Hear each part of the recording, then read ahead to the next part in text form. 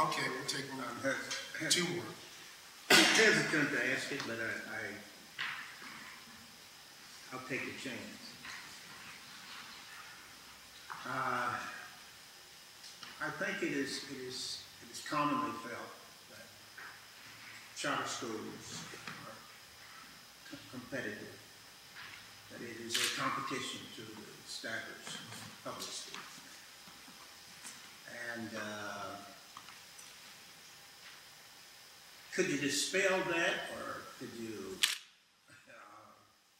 what do you say to people who have this fear that somehow you're going to? And the question was, the fear is the impact of charter schools on the established public schools. I know I'm paraphrasing, is that about it? Yeah, that's it. Is that right? Is there a fear of the impact? One way to approach that question, I think, is to put forward first, what's the purpose of schools? It's to educate children. And then the question to back up and say, how well are we doing at educating children? And at least one part of the debate where I think everyone agrees is we're not doing as well as we have done in the past. We're not doing as well as we probably can do. And so if that's what we put forward first, then I think it's reasonable to ask people to, in a community debate, to allow all avenues to come forward for exploration. I guess the answer in short form is have the patience to allow the facts to come forward before the final decision is made on what's best for the community. I'll say a couple words on that because I am, as you know, a huge supporter of the public education system. I think there are two levels to look at. First and foremost, that's why we're having the conversation and the planning process. I think that's one of the things that needs to come out and see. Is the community interested in this as part of the equation, or do they see it as being a threat to it?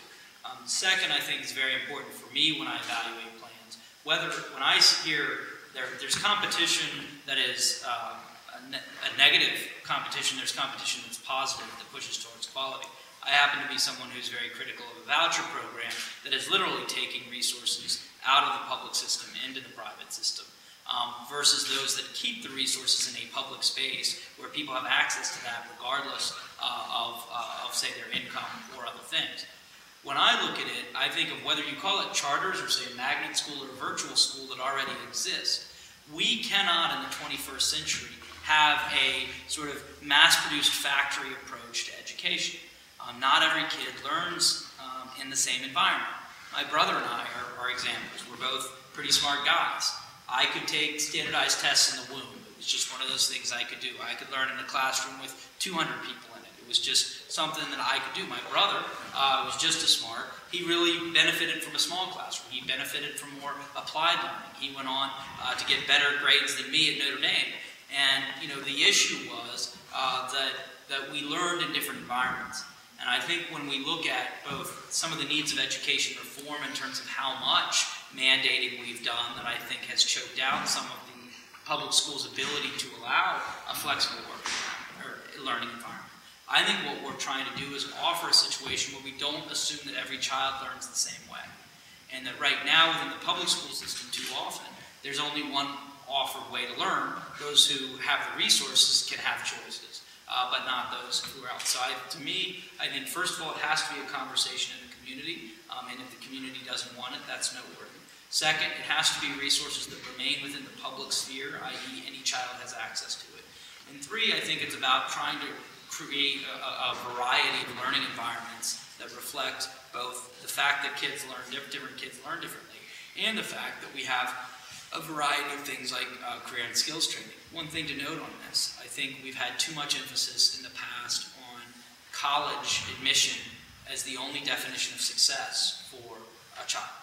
I think we need to start treating career and technical training with the same kind of dignity and respect, and make sure if a kid wants to go to college, we give them that chance to be there.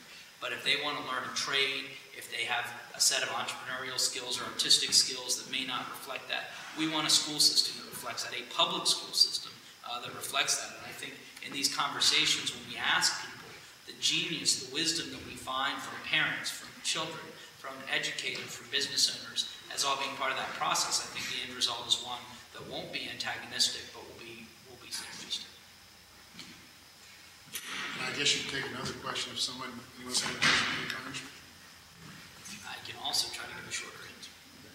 It's not. My question now for the Congressman. I want to comment before I ask a question on Roy's question. I think what the community needs to do is help us educate the community, especially parents, the whole process of charter school. Once we educate the community about the differences between a charter school and a public school, how we can work together, I think half of our groundwork will have been accomplished.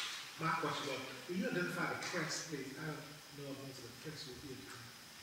Okay, the question was identify the press. The Longwood University Rotunda, the student newspaper, WFLO, radio. Did I have anyone else? Evan Jones, Southside Messenger. Evan Jones, Southside Messenger. And George Packer, the New Yorker magazine. I'm sorry. You know, you get folks from up north. Our voice goes up a little bit. So we got a guest in the house. So thanks. Excuse that. Can I just say one other thing, noting that Longwood's here? I think one of the other challenges we have in public education right now is attracting young people into teaching, and particularly sustaining a commitment to teaching. The group that is represented in your row gave an entire career to teaching, and we're losing our best teachers because they did see this as a career to do for 34 years, 42 years. And what we see now is either not being able to get people into teaching, or if we do, we've had some success in making it a cool thing to do in your 20s, but then you get serious and move on. And I think one of the things with offering a variety of teaching environments, again still within the public school, is that there are young people who could be more excited to teach in different environments, different teachers in different ways. Or simply the variety, because my generation seems to have a short attention span to mix it up, that you want to teach here for a few years and here for a few years, but still within the public education system. So I think, when we think about that challenge, 1.5 million teachers, I think is the number, that are retiring over the next little bit. How are we going to fill that in a way that can't be just everyone doing it for 2 years? Now, we've expanded student loan forgiveness for people who go into teaching, not just Teach for America, which is certainly rightfully well recognized, but more generally through loan forgiveness and expanding that. Again, I think this is something where some people could get more excited to teach in this environment or with this student group, and I think that's part of what, when we have great colleges that are producing our next generation of teachers, that we want to make sure that they have a variety of choices for the kind of teaching they may want to do.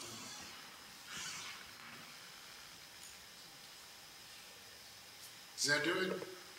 I have a couple questions. Have you all identified how you will be engaging the community discussion, or is that something that you haven't decided on yet? We've had lots of talk of needing to engage the local community and inform them about the charter school relationship, but have we decided on how that engagement is going to happen? We laid out in great detail in our application our methodology for approaching the community. And we'll engage consultants who've been engaged in this work. As I said, we know it's worked in urban areas. There's been a lot of concentrated effort. It hasn't happened in our area. Our lead consultant is actually from New York City, Leslie Talbot. She's worked with the Harlem Children's Zone. She's worked in New Orleans. She's worked in Minneapolis. We've got to figure out, can we take our lessons learned and apply them here? So as she went into communities there, we'll ask her to come into communities here in similar mode. But we are going to rely on people who have done this in other parts of the nation to give us a roadmap to help us go through the discussion in the most informed manner. That's probably the best I can put it now. Now that we have the dollars in hand, we know that November 1st we'll hit the ground running and laying it out there for the community. All right. Well, thank you again for your leadership. Thank you for your vision. It was a pleasure to partner with you on this. We're really clapping for the Congressman.